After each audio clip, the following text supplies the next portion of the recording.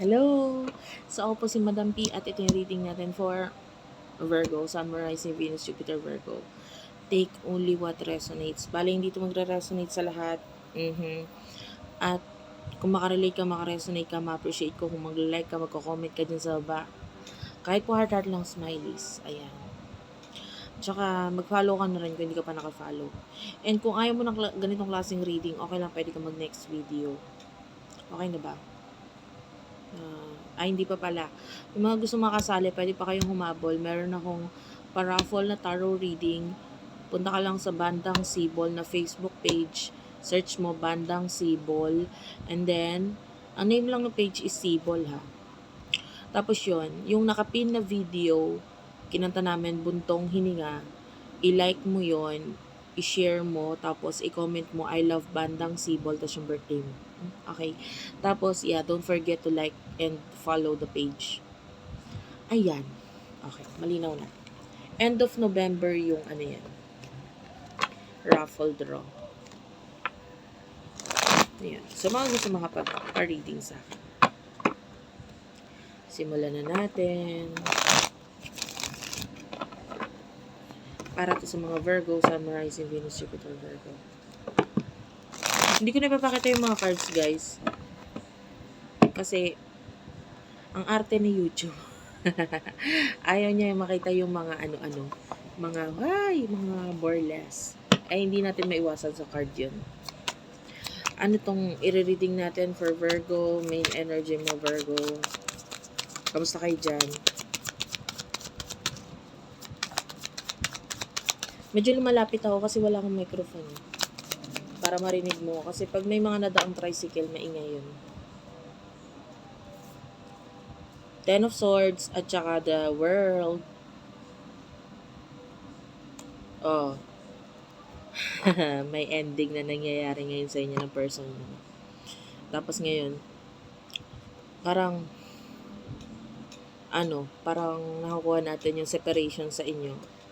Yung iba sa inyo, with the 5 of Wands, pwedeng may galit na energy kung bakit nagkaroon ng ending sa inyo. Pwedeng ikaw itong galit or siya itong galit. Kung sino mang galit, pwede rin naman yung kapitbahay nyo kung gusto. Anyway, basta may galit dito na energy kung bakit nagkakaroon ng separation sa inyo.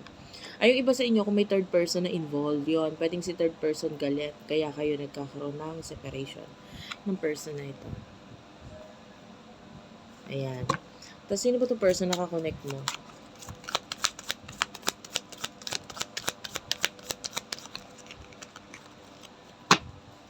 Person na nakakonect mo, Seven of Pentacles, the Knight of Coins, Taurus, Virgo, Capricorn. Nakamasid siya sa'yo eh. Ay! cute na reaction. Ay! Kasi yung person mo, parang siya, nakamasid siya sa'yo. Pero kaya siya nakamasid kasi napaka mystery ang energy mo ngayon. Misteryoso, misteryosa. Tapos with the Seven of Pentacles, pwede ngayon, tinatry niya mag-grow yung kanyang finances.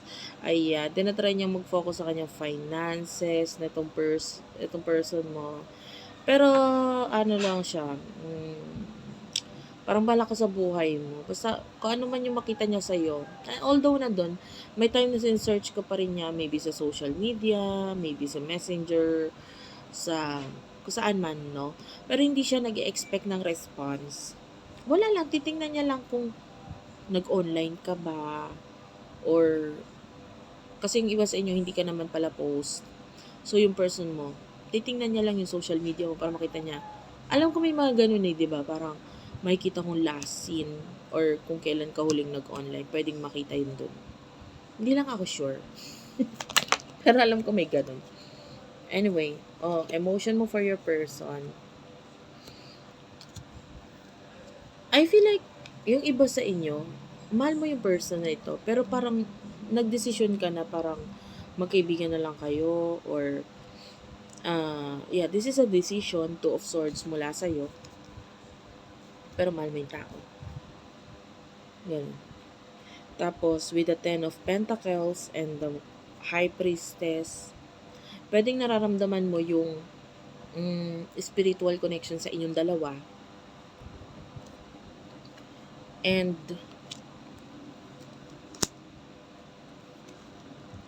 nagde-daydream ka pa nga eh. Iniisip-isip mo pa nga siya paminsan-minsan.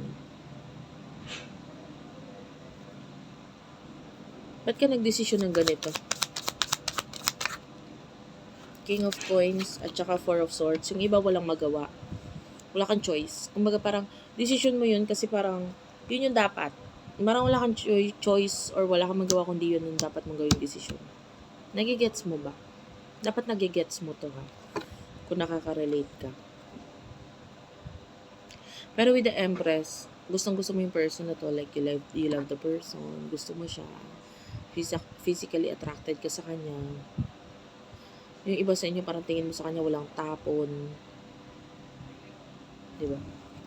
Walang tapon. Ugali, itsura, pak, ganun na ganun siya sa'yo. So, ano yung emotions ng person ito for you? This person is pwedeng nagkaroon na siya ng awakening. Nagkaroon na siya ng awakening and judgment is here. So, pwedeng and Four of Wands. I feel like, gusto niyo ng stable connection relationship sa inyong dalawa. Especially kung nagkaroon na nga siya talaga ng awakening and pwedeng alam ng iba sa inyo yun kung nagkaroon na siya ng awakening kasi pwedeng sinabi niya yun.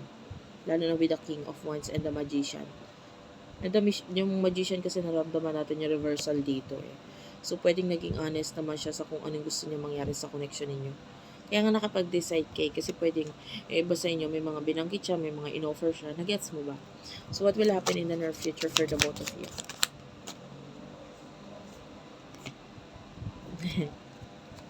Sayang. Three of Swords. Tsaka Knight of Wands. The Magician. O, lumabas na naman si Magician. At saka the Nine of Wands. The Ace of Cups. Unfortunately, hindi pa rin nagkakaroon ng reconnection sa inyo in the near future. Ang mas nakikita natin, umiiwas ka pero nasasaktan ka. Lumalayo ka pero nasasaktan ka. Kawawa ka naman. Tapos yung person mo with the Magician, I feel like, nandun ka pa rin sa kanya, pero more on spiritual. So, hindi pa rin nawawala yung spiritual connection ninyo. Kumbaga, iniisip ka nitong tao nito spiritually, minamahal ka niya spiritually. And the Nine of Wands, I feel like may mga challenges siya na kinakaharap in the near future. Parang, ayusin ko to, susolusyonan ko to. Wala ka, bala ka sa buhay mo. Gusto focus na lang sa sarili ko. Sa ayusin ko yung buhay ko, ayun. And the Ace of Cups, nandun pa rin yung love. Hindi naman nawawala yung love sa inyong dalawa eh. Yung connection lang nila, parang hindi lang nalalagay sa realidad, pero nakikita natin, mahal nyo pa rin ang isa't isa. Okay. Thank you for watching guys. I love you all and bye-bye.